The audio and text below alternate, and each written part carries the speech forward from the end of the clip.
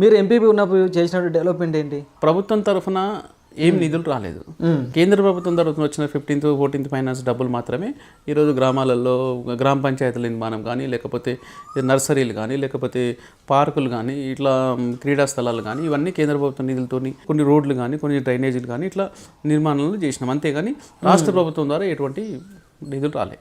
దాని మీద మనం పోరాటం చేస్తుంటే కేటీఆర్ గారు మీ రాష్ట్రంలో ఉనికి లేదు, నీ ఒక్కనికే ఉందా అని ఆయన అనడం, మల్లారెడ్డి అనడం, ఇట్లాగా విమర్శలు అంటే సొంత పార్టీలు ఉండి నువ్వు ఎన్నిసార్లు అని అడుగుతావు నిధులు అని చెప్పి వాళ్ళు కొంచెం నా మీద సీరియస్ కావడం జరిగింది. దాంట్లో ఇక మనకి ఎందుకులే, ఇక పార్టీలో ఉండి మనం పోరాటం చేయలేము, బయటకు వెళ్ళినాకనే పోరాటం చేద్దామని చెప్పి అప్పుడు నేను కేసీఆర్ గారు ఏదైతే ఎంపీపీలో జెడ్పీటీసీలో మీటింగ్ ఎల్బీ స్టేడియంలో పెట్టిండు. ఆయన పెట్టిన మీటింగ్కి నేను అటెండ్ కాక నేను రాను, నేను నిరసన వ్యక్తం చేస్తున్నా, మీ బైకాట్ చేస్తున్నాం అని బైకాట్ చేసి అప్పుడు మాకు నిధులు కావాలని చెప్పి పోరాటం స్టార్ట్ చేసిన. ఓకే.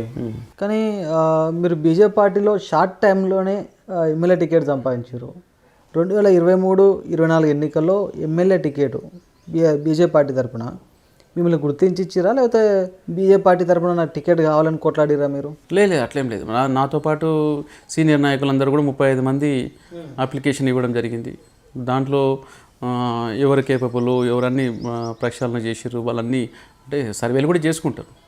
మనం అప్పటికే ఉమ్మడి మండలంలో మంచి గుర్తింపు అవుతుంది. కాన్స్టిట్యూన్సీ లెవెల్లో కూడా సుదర్శన్ రెడ్డి అంటే అరే ఏదైనా సరే ముందుంటాడు అని చెప్పి ప్రజలకు ఉంది. ముఖ్యంగా పార్టీ కూడా నేనున్న 1.5 year కాలంలో చేసిన యాక్టివిటీస్ ఎవరిని పరిగణన తీసుకొని నాకు టికెట్ ఇవ్వడం జరిగింది. కానీ రూపాయి ఖర్చు పెట్టకుండా ఎమ్మెల్యే ఎన్నికల్లో దాదాపు 50,000 ఓట్ల పైచిలు కోట్లు అసలు ఎట్లా సంపాదించుకోగలరండి? అంటే అదే అంటున్నా నేను, ఆ గతంలో మండలంలో ఉన్న సేవా కార్యక్రమాలు, బీజేపీ పార్టీ కార్యకర్తలు, ఊళ్ళల్లో సర్పంచ్ పోటీ చేయాలన్నా కూడా ఒక 500 ఓట్లు కావాలన్నా కూడా కనీసం ఒక 10 నుంచి 20-30 లక్షలు ఖర్చు పెట్టాల్సిన పరిస్థితి ఏర్పడింది.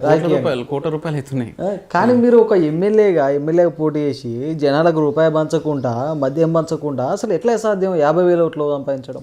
పార్టీ కోసం పనిచేసే కార్యకర్తలు ఉంటారు, క్యాండిడేట్ ఎవరైనా చూడరాళ్ళు, మాకు పార్టీ ముఖ్యమంట. అటువంటి కార్యకర్తలు ఈరోజు పార్టీ కోసం పనిచేసారు.